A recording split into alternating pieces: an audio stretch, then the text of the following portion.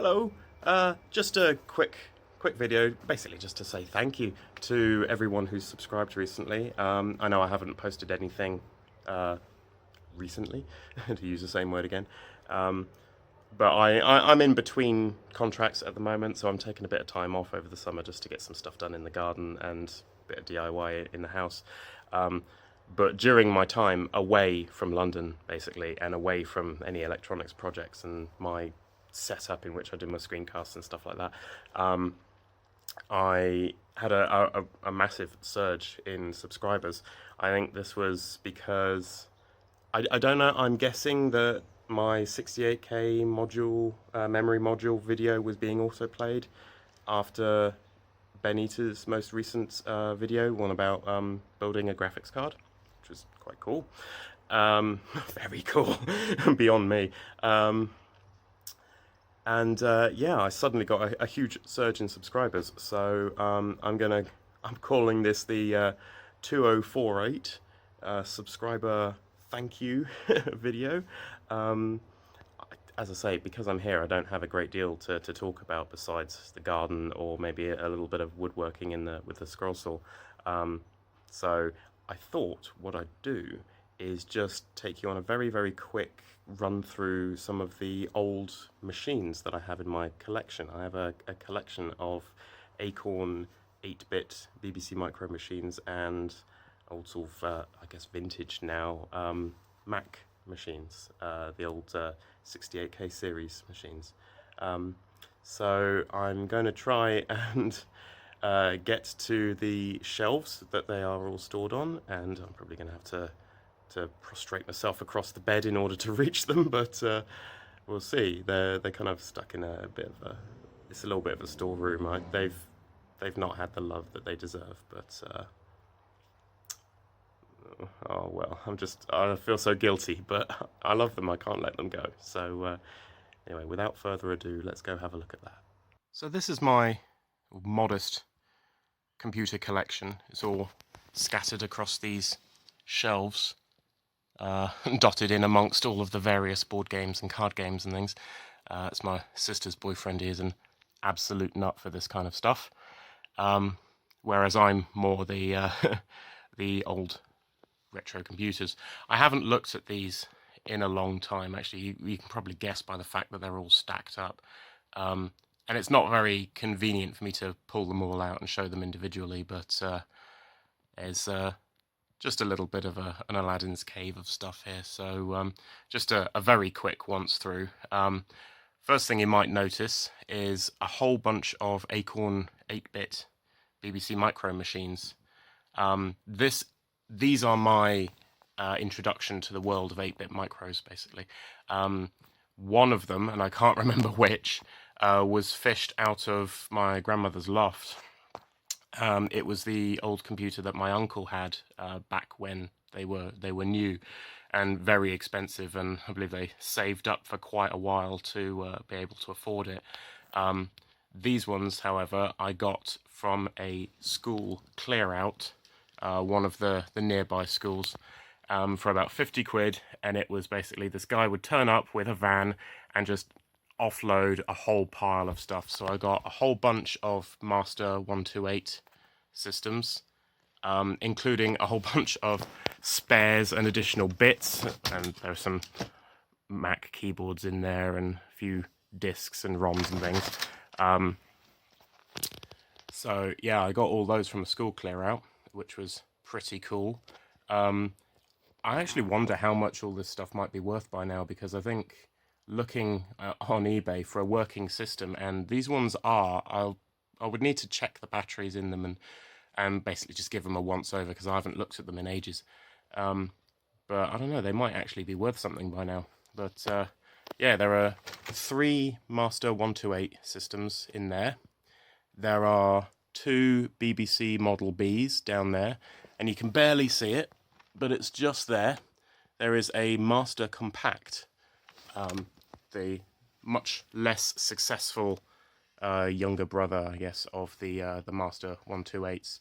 I do have the drive unit somewhere for it. I think it might still be up in Mum's loft. I'm not sure. But it basically just contained the power supply and the floppy drive anyway. So yeah, that's all right. I have this Macintosh LC475. Very first computer I ever used, that one. I remember Dad brought it back home one time. I think he managed to get it through his company. They were ordering a whole pile of equipment for a new office, a new site, and he basically managed to get another machine and a monitor and printer and all the gubbins. So I've still got that. Interestingly enough, this is an LC475, but I have never once found another LC475 in this style of case. So this has the the auto inject drive. So you push the disc in a little way, and then the drive grabs the disc and pulls it in the rest of the way. All of the other LC475 machines that I've ever seen available, like on eBay or the likes, all have the other style of case that doesn't have this line running along the front, but instead has a sort of rounded opening there where you can get your fingers in to grip the disc. So that's kind of interesting. And also it had me really, really sad when I accidentally put a bloody great big scratch in the top of the case, shifting a monitor across it. I was such an idiot, but it's done now. So yeah, that's pretty cool. I don't think I'll ever part with that machine. That's special memories. In fact, that is the CD-ROM drive that goes with it. One of the Apple CD300 caddy loaders, but it's not the original one. The original one that I had released some magic smoke and just never worked again. A friend of mine found that on eBay and gifted it to me one year. It was very kind of him, and I was so thrilled to have another CD drive for this machine again. So thanks, Phil. That was really kind. So yeah, I've got some more Macs as well. So there are two that are visible in there, but there is also a Mac Plus behind them. So there we have a Mac SE. That is just a regular SE. So it came with two floppy drives rather than a floppy drive and a hard drive. I did take out the upper drive and put in a hard drive. I do still have the original floppy drive, so when I find it, I'll probably put it back and restore it to its dual floppy days. But it's slightly perilous because I lost the Torx screws that go into the top behind the handle, so I can't really screw it all back together anymore. I'm sure I'll find some screws at some point to put it back together with, but anyone who's opened any of these machines before they know what a bitch it is to get those screws out of the handle. Those multi-screwdrivers you get with the little bits that you put in, they won't reach. They cannot get down into the hole. You need a dedicated Torx screwdriver with a handle and a long shaft, in order to reach the screws down in the case. So that was fun. And I have a Mac Color Classic as well, and I'm particularly pleased with this one. It's gotten a bit dirty, so I should really clean it up and give these machines a bit more love at some point. But as I say, they've basically just been sat on the shelves here, gathering dust as evidenced there. So what else? Yes, right there in the middle of the frame, my Acorn A7000. Again, another machine that I'm not planning on parting with anytime soon. Last I checked, it did still work and was completely functional. The CD-ROM drive works, the floppy drive works, hard drive works, boots up and everything. Has a real convenience to it because this model is the one where they finally adopted PS2 mouse standard. So I can just use a standard PS2 mouse with it, and I don't need to find the weird Acorn one. I do have a weird Acorn mouse somewhere, probably in the bottom of this box somewhere. And And again, I'm not ever letting go of that because they are so difficult to find at this point. I just want to keep it. Unless, of course, I know somebody who genuinely would need it and benefit from it, in which case I'm happy to let them have it. But I'm not open to requests. I have to know the person already, so don't bother commenting. And then what else? So yeah, there is a Mac Plus behind those two, but I'm not going to fish it out because it's a real pain in the ass. I do have the keyboard for it here, which is a lovely keyboard. I actually found myself so when I was building this collection, I was a lot younger. I was still in secondary school and college, and I actually I got suspended from school for like a week or so because basically vandalism. But let's not get into it. But they made the mistake of putting my suspension as the last week of term before the Christmas holidays. So I was like, all right, fine, it's weird punishment, but okay. And I was basically just set a whole pile of essays to do. And yeah, I did them all on this. And it was really, really pleasant. I can't remember exactly what software it was. It was like MacWrite or something that was on the Mac Plus. But I typed them all out on this very simple, basic word processor. And it was just such a pleasure to type it out on this and to use the old machine and the old mouse with the big old clunky mouse switch. Again, it's somewhere. I don't know where it is. I've moved a couple of times, moved this collection a couple of times, so things have gotten separated.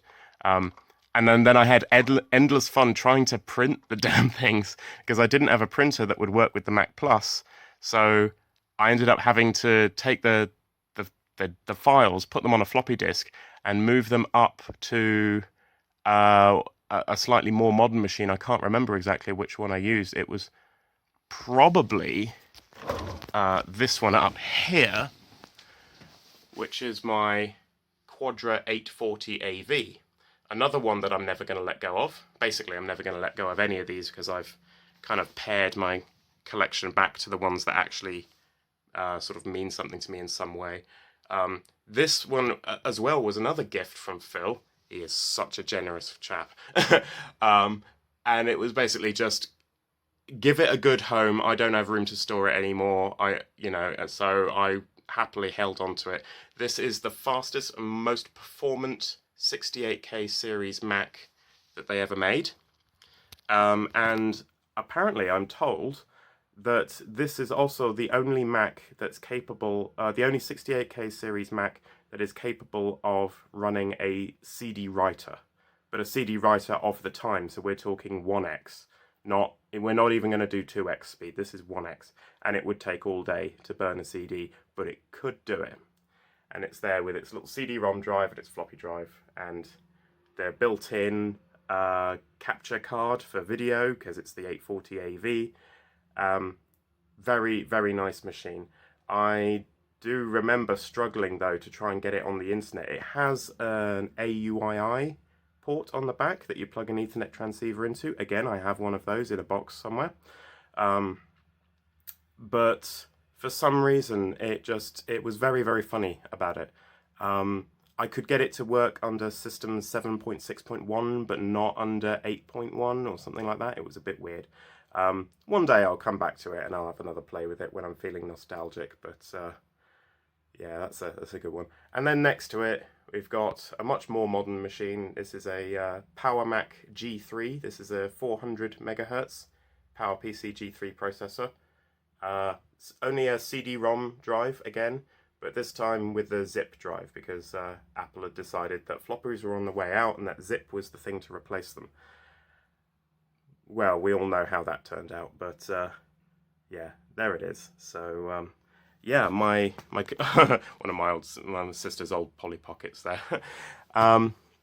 So yeah, good old fun box of stuff in here. Sorry, I'm currently lying across the bed in order to reach these things.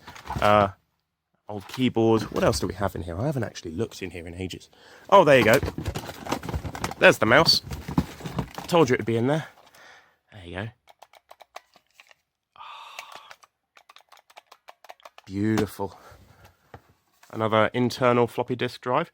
Interestingly, did you see the news that the floppy drive device driver is being being deprecated in the Linux kernel? Oh no! Oh, that mechanism is gunky.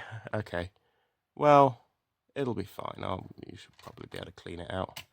But yeah, that may not work anymore. But yeah, they're deprecating the device driver because motherboards just don't have support for their chipsets anymore, so there's no point in hanging on to it. External SCSI hard drive, the Tsunami, as we called it, because we filled up the internal hard drive on the LC475, so we needed to get this thing. Hello, Booble, I hear you. Where are you? Let's say hello to Booble quickly. Hello, Booble. Yeah. This room's a little bit of a mess because it's basically just a storeroom and where I sleep on the weekends. But what else do we have in here? Impression style for Acorn RISC computers. What else? Other fun things. Watford Electronics. What do we have here? Oh, I don't know. Fun school. Yeah, apparently school is fun. Again, this is all just part of the big old job lot that I picked up. So, diagnostics disc. Look at Dr. Disc and sad computer. Along with a bunch of jumper wires and things that were evidently necessary to run various diagnostics. More diagnostics, more diagnostics. They're all just diagnostics, aren't they? I like these books though, because you can see they're very clearly sort of typewritered and then photocopied. No test facility is provided on the diagnostic disc for the 1 MHz bus. However, we will now discuss some points which may be of use. Ooh, 244, 245s, we know what those are, don't we? This is what I love about the machines of this era, is that they'll actually say, okay, well, go and check IC71. Go find your circuit diagram and your board layout and go and, poke it with a multimeter and see what happens. Yeah, nice. I don't know, maybe some of this stuff would be interesting to go through at some point, but I don't know. I've got enough stuff going on at the moment. Let's see if I can get that back on one-handed. What else is in here? Ooh. Oh, my God, I remember this. Oh, I had a machine that I wanted to move the floppy disk interface chips over. No, it's not the 1770 or something, but yeah, I pulled all the chips out and kept them in order in this case.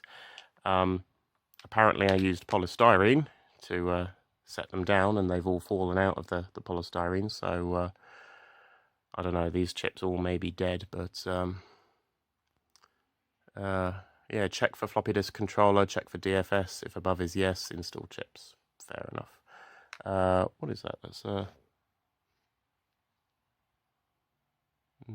I don't know. There's a DFS ROM and 6450 Watford Electronics 32K RAM. I'm not sure, but that's something that would be interesting to look at again. There's a podule for a handheld scanner. What else? Ah, there you go. There's the Ethernet transceiver I mentioned.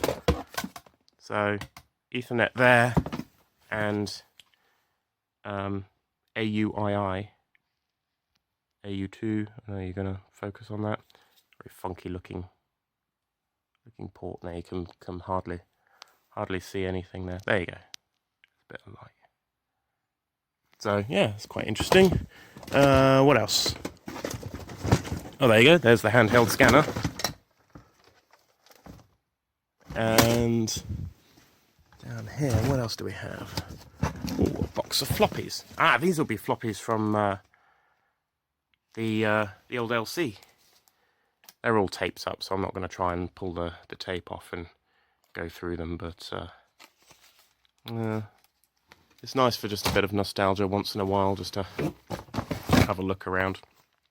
But yeah, so this is what I have of my old vintage computing collection, and yeah, I don't know.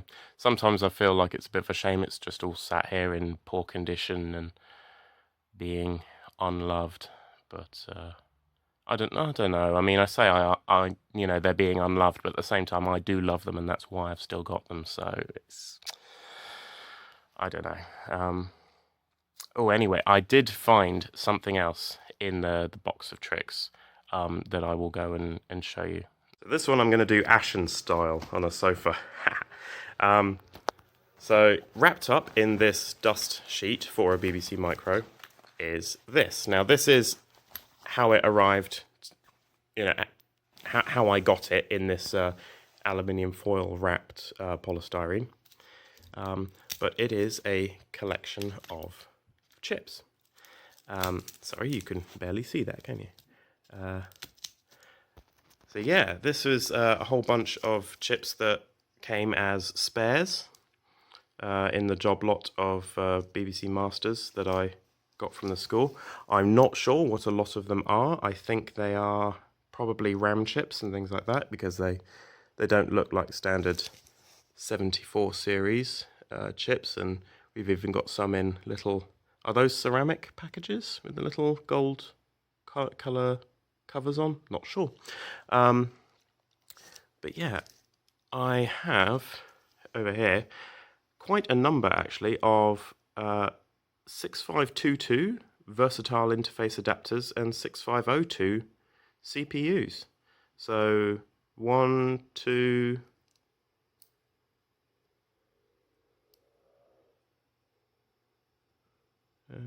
3 CPUs and 1, 2, 3, 4, 5 VIAs, which is quite cool, really.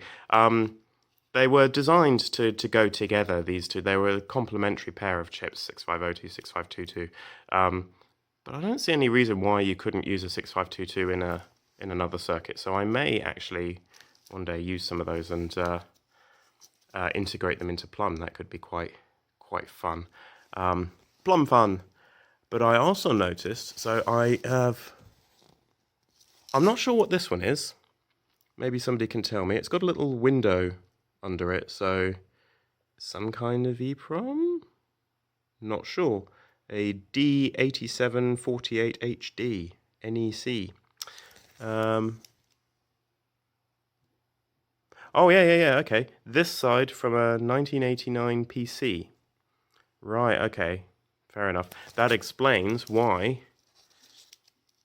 I have an 8088. An Intel 8088 as manufactured by AMD. Could you ever imagine those two companies getting along? Eh? But yeah, quite cool. I mean, that, I'm guessing that did not come from a PC. It does say Acorn on it. And a random little bar graph LED thing for no apparent reason. So yeah, I'm not sure what a lot of these are. Maybe one day we can get, I mean, if that's something that would be of interest to people, maybe we can do this. We can just go through all of the chips on this block and see if we can find out what they are. But it's not something that I've done yet. So that's quite cool, isn't it? I can now I can add an 8088 to my CPU collection. Yeah, there it is, CPU collection. The other CPUs that I have, I don't actually have them with me at the moment, but I'm sure I've mentioned them in the past. There's a Z80, because, you know, everyone's got a Z80, and two Motorola 68K chips, but both in DIP form. So there's one massive, like 68-pin DIP which I just thought, oh, that's really cool. For a start, I saw it and I thought, I've never seen a dip chip that big before, so I am buying that. But also, I quite liked the idea of, I'm sure I've seen on YouTube somewhere, somebody's got a video titled Linux on a Breadboard. And basically, it's a 68K series dip chip on a breadboard with a very basic computer around it, and they've somehow managed to boot a Linux kernel, or they've tried to. I can't remember, but it was quite interesting. So I don't know, maybe I'll do something like that. But I've got one of those, the big ones, but I've also got the smaller version of the same chip, and I can't remember what the number is. But it's another 68K series, and it's basically a 68,000 chip, but in a smaller package, and so with fewer address lines. And that was basically the only difference, was that it couldn't address as much memory because it just physically didn't have the pins. Same CPU internally, the same die inside the chip, but just a smaller package, and so smaller machines could be built with it. And well, I say smaller, not necessarily physically, but in terms of their memory that they could hold. Anyway, I've probably gone on for a bit now, so this has been very haphazard and chaotic and very, very spur of the moment and impromptu. So yeah, leave questions if you're interested, and I'll see what I can do. But yeah, that's my collection.